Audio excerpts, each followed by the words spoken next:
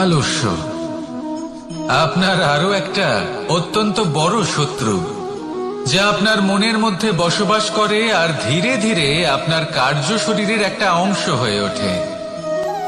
সব কাজে দেরি করিয়ে দেয়, সবকিছু নষ্ট করে দিতে পারে এই আলস্য। এই কাজ আজকে হলো না, কোনো ব্যাপার নয়, কালকে করে নেব। প্রকৃতি আমাদের এটা শেখায় না। ভেবে দেখুন, যদি সূর্য এটা ভাবে যে কাল উদিত হব না, কিছুদিন পরে উদয় হব, তাহলে কি হবে? সমগ্র পৃথিবীর বিনাশ হয়ে যাবে, ঠিক কিনা? দেখুন, এই আলস্য নিয়ে খুব সুন্দর একটা কথা আছে, আলস্যস্য কুত বিদ্যা। অর্থাৎ যিনি অলস হয়ে বসে থাকেন তিনি বিদ্যা লাভ করেন না, জ্ঞান লাভ করেন না, আর জ্ঞান না থাকলে তিনি ধন অর্জন করতে পারেন না। তার জীবনে সুখ স্বাচ্ছন্দ্যের অভাব থাকে, বন্ধুর অভাব থাকে। যেখানে সুখ স্বাচ্ছন্দ্য নেই, মিত্র নেই, আপনজন নেই, জ্ঞান নেই, সেখানে আনন্দ কিভাবে বাস করতে পারে? সেই জন্য কথায় আছে, যিনি কর্ম করেন তিনি এই সংসারে যে কোনো সুখ স্বাচ্ছন্দ্য ভোগ করতে পারেন। তাই কর্ম করুন, সময়কে সম্মান করুন, আর এই আলস্যের উপর বিজয় লাভ করুন। আর আমার সাথে ভালোবেসে বলুন, রাধা রাধা। জীবনে যদি আপনি বন্ধু লাভ করতে চান, তাহলে আপনাকে অনেকগুলো কাজ করতে হবে। প্রথমে একজন যোগ্য পাত্র সন্ধান করতে হবে, তারপর তার সাথে সময় কাটাতে হবে, সুখ দুঃখে তার সাথে থাকতে হবে, তবে গিয়ে সে বন্ধু হবে। কিন্তু যদি আপনি শত্রু খুঁজতে চান, তাহলে কোথাও যাওয়ার দরকার নেই, কারণ আপনার সব থেকে বড় শত্রু আর কোথাও নেই, আপনারই মনের মধ্যে, আপনার চেতনায় রয়েছে। ক্রোধ, মোহ, লোভ, কাম, মদ, মাৎসর্য। এ এমন 6 সব থেকে বড় শত্রু, যা আপনার আগামী 7 জন্ম নষ্ট করে দিতে পারে, যদি আপনি এদের না সামলাতে পারেন। এবার এদের সাথে যদি যুদ্ধ করতে হয়, তাহলে একটা মহাভারতের মতো দেখুন, যেখানে অর্জুনও আপনি আর কৃষ্ণও সেই আপনি। কারণ এই যুদ্ধ আর অন্য কারোর সাথে নয়, বরং নিজের সাথে।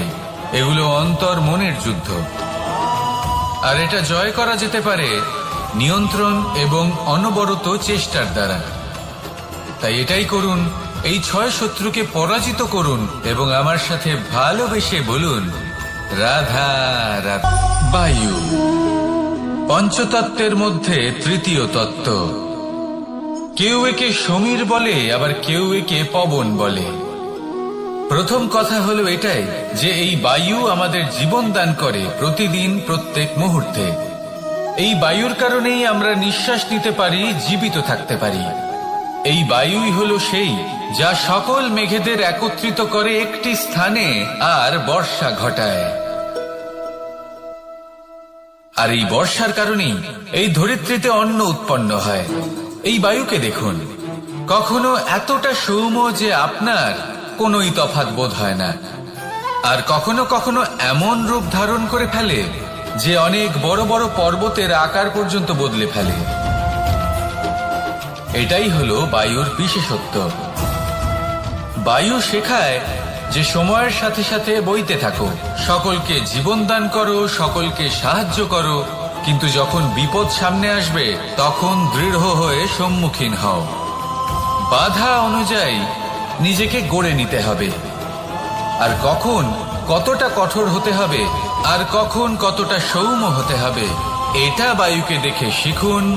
আর আমার সাথে ভালোবেসে বলুন, রাধা রাধা। পঞ্চতত্ত্বের মধ্যে দ্বিতীয় তত্ত্ব হল ধরণী, ভূমি, যাকে আমরা ধরণী মাতা বলি। এই ধরণী ধৈর্য ধারণ করে, আর এর উপরেই আমাদের সমগ্র সংসার নির্ভরশীল।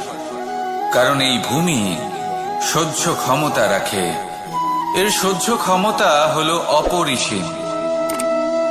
সন্তান যতই আঘাত প্রদান করুক না কেন, প্রেম পূর্বক সহ্য করে, আর তার বদলে অমূল্য রত্ন প্রদান করে। সন্তান যদি হাল চালায় তাহলে তার বদলে তাকে অন্ন প্রদান করে। এটাই হলো ধরনী। এবার এর থেকে আমরা কি শিক্ষা পেতে পারি? এটাই যে কারোর জন্য কিছু করা বা কাউকে কিছু দেওয়া মনে কোনো কামনা ছাড়াই। আর এই কথাটা বুঝে যান, যদি কারোর জন্য কামনা না রেখে বা কোনো পাওয়ার আশা না রেখে কারোর জন্য কিছু করেন বা কারোকে কিছু দেন, যদি এটা আপনি শিখতে পারেন তবে আপনি ভালোবাসতে শিখে গেছেন। আর সেই জন্যই এই ধরিত্রীকে মাতা বলা হয়, কারণ মাতা শুধু উনি নন যিনি গর্ভে সন্তানকে ধারণ করেন, মাতা তো উনিও যিনি জীবন বাঁচতে শেখান, যিনি জীবন বাঁচার উদাহরণ প্রদান করেন। তাহলে ধরনীর থেকে এই নিঃস্বার্থ ভাব শিখুন, নিঃস্বার্থ ভালোবাসা শিখুন, আর এই ভালোবাসার সাথেই বলুন রাধা রাধা। বেশিরভাগ মানুষই এই কথা জানেন যে আমাদের শরীর 5টি তত্ত্ব দ্বারা নির্মিত, যাকে আমরা পঞ্চতত্ত্ব বলি। জল, অগ্নি, বায়ু, ধরিত্রী এবং আকাশ। এবার এই কথা আমরা সকলে জানি, কিন্তু এগুলোর সাথে কিছু গুণ জড়িয়ে রয়েছে যেগুলো আমরা দেখতে পাই না। যদি এই গুণগুলি আমরা আত্মসাৎ করতে শিখে যাই তাহলে সাক্ষাৎ পরমেশ্বরের দর্শন আমরা পেতে পারি। যদি কথা বলি প্রথম তত্ত্বের, জলের কথা, জল যা প্রত্যেক জ্বলনকে শীতলতা প্রদান করে। এই জলকে দেখুন, যা শুধু প্রবাহিত হতে জানে, থামতে জানে না। জল পাথরের সাথে সংঘর্ষ করতে জানে, যার পথে অনেক বাধা আসে, কিন্তু সে প্রবাহিত হতে থাকে। নিরাকার হলো এই জল, যে কোনো পাত্রেই রাখুন না কেন তার আকার ধারণ করে নেবে। এটাই হলো এর বিশেষত্ব এবং এটাই হলো আমাদের শিক্ষা। কিভাবে প্রবাহমান থাকতে হবে, কিভাবে আমাদের থামলে চলবে না, তাতে আমাদের পথের মধ্যে যতই যেরকমই সমস্যা আসুক না কেন, আমাদের এই জলের মতোই নিরাকার হয়ে যে কোনো পরিস্থিতিতেই প্রবাহমান থাকতে হবে। এই শিক্ষাই জলের থেকে লাভ করুন, আর আমার সাথে ভালোবেসে বলুন রাধা রাধা। গীতা আসলে হলো কৃষ্ণ ও অর্জুন এই দুই বন্ধুর কথোপকথন। মহাভারতে কুরুক্ষেত্রের মহারণ শুরুর আগে নিজের আত্মীয়দের বিরুদ্ধে যুদ্ধ করতে নিজের অপারগতার কথা জানিয়ে অস্ত্র নামিয়ে রাখেন অর্জুন। তখন তাকে জীবনের সারমর্ম বুঝিয়ে কর্তব্য ও দায়িত্বের কথা বলেন শ্রীকৃষ্ণ। বলা হয়ে থাকে যে শ্রীমদ্ ভগবত গীতায় জীবনের সব সমস্যার সমাধান খুঁজে পাওয়া যায়। গীতার বাণী জীবনে সঠিকভাবে অনুসরণ করতে পারলেই আমরা সব সাফল্য স্পর্শ করতে পারি। তো কিভাবে সঠিক পদ্ধতিতে জীবন কাটাতে হয় তাই গীতায় বলছেন স্বয়ং শ্রীকৃষ্ণ। ধর্ম, কর্ম ও প্রেমের পাঠ দিয়েছেন এবং বিষ্ণুর 10 অবতারের অন্যতম এই শ্রীকৃষ্ণ। আমাদের জীবদ্দশা ও মৃত্যু পরবর্তী অবস্থাতেও উপযোগী গীতার এই উপদেশ। তাই গীতা হল জীবনের সম্পূর্ণ দর্শন। গীতায় বলা হয়েছে যে অর্থ নয়, মানুষকে সত্যিকারের ধনী করে তোলে 3টে জিনিস। কি সেই 3টে জিনিস? তো গীতার কয়েকটা অমূল্য উপদেশ। গীতায় শ্রীকৃষ্ণ বলেছেন যে শুধু টাকা থাকলেই কোনো মানুষ ধনী হতে পারেন না। সত্যিকারের ধনী তিনি যার চিন্তাভাবনা ভালো, ব্যবহার মধুর এবং যিনি সুন্দর মনের অধিকারী। গীতায় আরও বলা হয়েছে যে এত দুর্বল হয়েও না যে তোমাকে কেউ ভেঙে ফেলতে পারে, বরং এতটাই শক্ত হও যাতে তোমাকে কেউ ভাঙতে এসে সে যেন নিজেই টুকরো টুকরো হয়ে যায়। শ্রীকৃষ্ণ গীতায় বলছেন যে জীবনে 2টি কাজ কখনোই করতে নেই। প্রথমত, কোনো ভুল মানুষকে ভালোবাসা এবং দ্বিতীয় হলো কোনো ভালো মানুষকে প্রতারণা করা। গীতায় বলা হয়েছে যে শুধু লোককে দেখানোর জন্যেই ভালো হয়েও না, কারণ ঈশ্বর জানেন যে এই ভালো ব্যাপারটা তোমার ভেতর থেকে আসছে না, এটা শুধুমাত্র তোমার বাইরের খোলস। শ্রীকৃষ্ণ গীতায় বলছেন যে খুব রাগ হলেও নিজের ধৈর্যটাকে হারিও না, তাহলে অন্তত 100টা খারাপ দিন থেকে তুমি নিজেকে বাঁচাতে পারবে। গীতার বাণী অনুসারে জয় ও পরাজয় আমাদের চিন্তা ভাবনার উপরেই নির্ভর করে। তাই গীতায় শ্রীকৃষ্ণ পরামর্শ দিয়েছেন যে কোনো ভালো মানুষকে বা কোনো মানুষকে ভালোভাবে না জেনে শুধুমাত্র অন্যের কথা শুনে তার সম্পর্কে কখনোই কোনো ধারণা করাটা ঠিক না। এতে ধারণাটাও নষ্ট হতে পারে, বা যিনি তোমাকে ধারণাটা দিচ্ছেন সেই মানুষটি যদি অসৎ এবং বাজে হয়, তার ধারণা তোমার মনের ওপরে প্রতিফলন ঘটবে।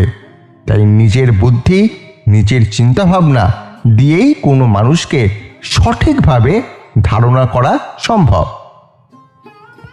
তো এই ছিল আজকের আমাদের ভিডিওর সারসংক্ষেপ। শ্রীকৃষ্ণ এইভাবেই প্রতিটা মানুষকে জীবন দর্শনের কথা শিখিয়েছেন। আজকের এই ভিডিওটা কেমন লাগলো অবশ্যই কমেন্ট বক্সে জানান। কথা দিচ্ছি পরের দিন এই রকমই আরেকটা ভিডিও নিয়ে আপনাদের সামনে উপস্থিত হব। ততদিন জীবন সম্পর্কে এবং নিজের ধারণা সম্পর্কে শ্রীকৃষ্ণ যে জিনিসটা বলছেন সেটা নিজে বিচার করুন, আর একসাথে সবাই আসুন বলে উঠি রাধা কৃষ্ণ।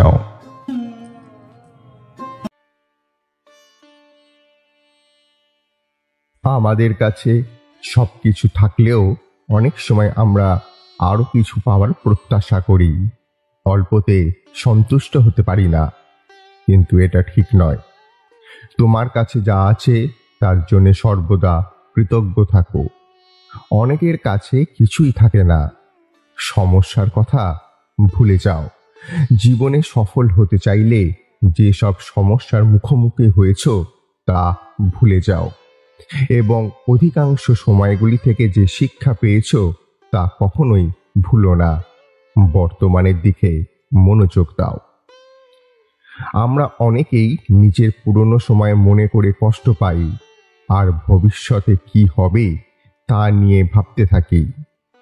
এই পরিস্থিতি নিয়ে ভগবান শ্রীকৃষ্ণ বলেছেন, অতীত নিয়ে ভেবে লাভ নেই, ভবিষ্যতের স্বপ্নে হারিয়ে যেও না, বর্তমানের দিকে মনোযোগ দাও।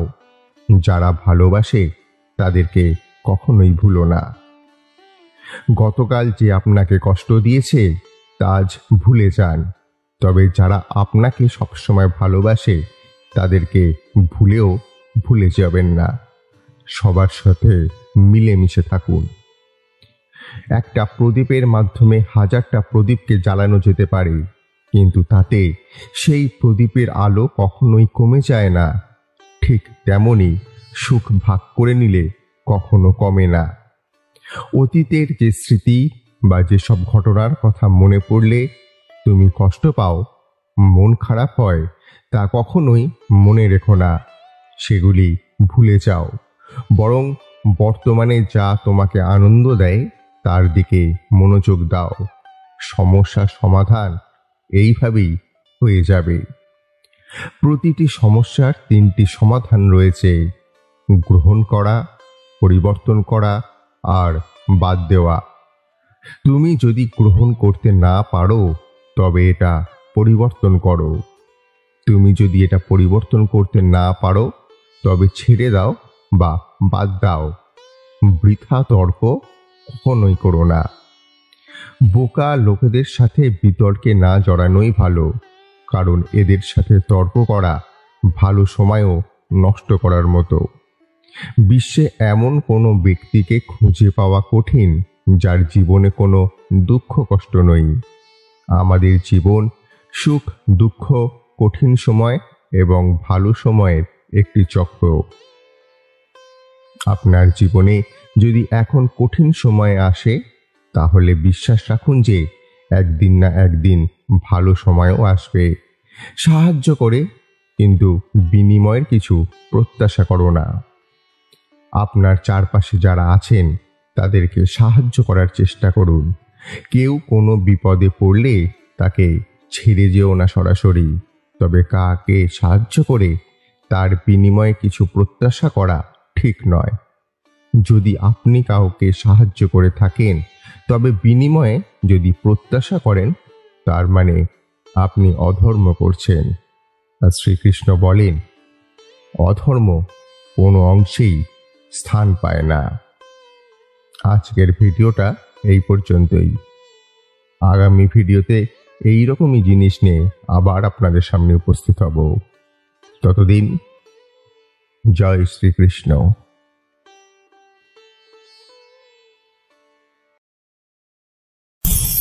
আমাদের সকলের জীবনে একটা লক্ষ্য থাকে যেটা আমরা লাভ করতে চাই। ঠিক যেন একটা প্রতিস্পর্ধা বিদ্যমান যে কে সব থেকে আগে নিজের লক্ষ্যে পৌঁছতে পারবে। আর সেই জন্য আমরা সকলেই খুব তাড়াতাড়ি এগোতে চেষ্টা করি, বড় এবং দীর্ঘ পদক্ষেপ ফেলি যাতে তাড়াতাড়ি নিজের লক্ষ্যে পৌঁছতে পারি।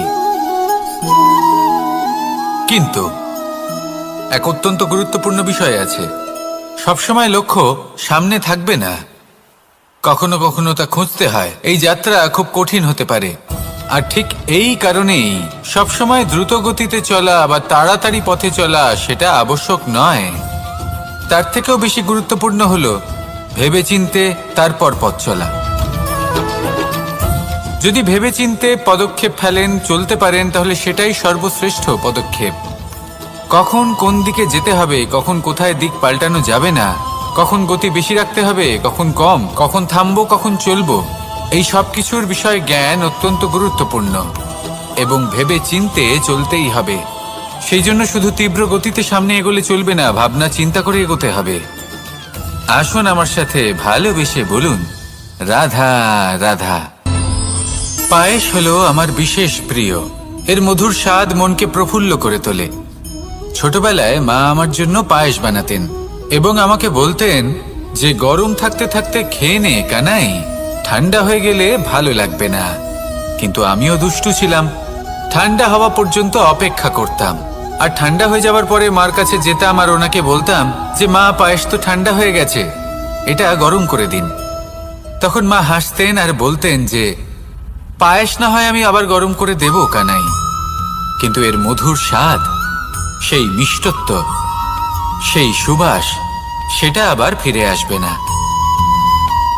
কথাটা সত্যি। আর এই সত্যটাই আমাদেরও জীবনের সত্য। আমাদের জীবনের মধুর সম্পর্কগুলি, এতে যখন কটুভাব প্রবেশ করে তখন সেই মিষ্টত্ব ফিরিয়ে আনা প্রায় অসম্ভব ব্যাপার হয়ে যায়। আপনি চেষ্টা করে সেই সম্পর্ক ঠিক করতেই পারবেন, তার জন্য অগাধ পরিশ্রম করতে হবে, কিন্তু আবার সেই মিষ্টত্ব কখনো ফিরে আসবে না। সেই জন্য আপনার জীবনের যে মধুর সম্পর্ক আছে, যতটা সম্ভব চেষ্টা করুন তাতে মিষ্টত্ব বজায় রাখতে। কটুভাব আসতে দেবেন না। আসুন আর আমার সাথে মধুর স্বরে বলুন, রাধা রাধা। শব্দ, শব্দ আসলে কি? শুধুই কয়েকটি অক্ষরের সমষ্টি, নাকি আমাদের বাণী? এই শব্দ এমন এক শক্তি যা কাউকেই নিজের বশবর্তী করে ফেলতে পারে। শব্দ এমন এক অস্ত্র যা কাউকে ক্ষত বিক্ষত করে দিতে পারে। এই শব্দ হলো একটি নাদ স্বরূপ যা কোনো ঘুমন্ত ব্যক্তিকেও জাগিয়ে তুলতে পারে এবং নিজের লক্ষ্যের দিকে অগ্রসর করতে পারে। শব্দে এত শক্তি আছে যে কারোর মনে এতটা আঘাত দিতে পারে যে সে হয়তো জীবনে আর কখনো এগোতেই পারল না। তাহলে এই শব্দের প্রয়োগ খুব ভেবে চিন্তে করবেন। এবং এই শব্দের মতোই হলো নীরবতা। অনেক সময় এই নীরবতা আমাদের সহায়ক হয়ে ওঠে, অনেক সময় এটা আমাদের অনুশোচনাকে অনেক বেশি বাড়িয়ে তুলতে পারে। ভীষ্ম পিতামহ, অঙ্গরাজ কর্ণ যখন দ্রৌপদীর বস্ত্রহরণ হচ্ছিল তখন এনারা নীরব ছিলেন, দুর্যোধনের বিরোধিতা করেননি, ওকে বাধা দেননি। আর তারপর কি হলো সেটা আপনারা সকলে জানেন। দেখতে গেলে নীরবতা চুপ করে থাকা, কিন্তু যদি কোনো দুষ্টের সামনে চুপ করে থাকেন, যদি তার বিরোধিতা না করতে পারেন, তাহলে এই নীরবতাই অনেক বড় পাপের আকার ধারণ করে। মনে রাখবেন আর আমার সাথে ভালোবেসে বলবেন, রাধা রাধা। আভূষণ, কার না ভালো লাগে এই আভূষণ? আমরা পরিশ্রম করি, ধন অর্জন করি, আর আভূষণ কিনে থাকি, কখনো নিজের জন্য, কখনো বা তাদের জন্য যাকে আমরা ভালোবাসি, বা তাদের জন্য যাকে আমরা সম্মান করি। হয়তো সেই জন্যই সীতা চূড়ামণি ধারণ করেছিলেন এবং আমি সামন্তকমণি। কিন্তু এটাই কি সেই প্রকৃত আভূষণ যা আপনার মূল্য বৃদ্ধি করে? না। শ্রীরামের আভূষণ হল ওনার নম্র ভদ্র ব্যবহার। মাতা সীতার আভূষণ হল ওনার সততা, ওনার নিষ্ঠা, ওনার ত্যাগ। অর্জুনের আভূষণ ছিল ওনার একাগ্রতা। রাধার আভূষণ ওনার প্রেম। এই আভূষণ কোথাও নেই, আপনার মনে আছে। যদি আপনার মনে মিষ্টতা থাকে, তা শান্ত হয়, তাতে সততা থাকে, নিষ্ঠা থাকে এবং প্রেম থাকে, তাহলে আপনার অন্য আর কোনো আভূষণের কোনো প্রয়োজন নেই। আপনি যতই ভিড়ের মাঝে থাকুন, আপনার ঔজ্জ্বল্য চোখে পড়বে। আসুন আর আমার সাথে ভালোবেসে বলুন, রাধা রাধা রাধা।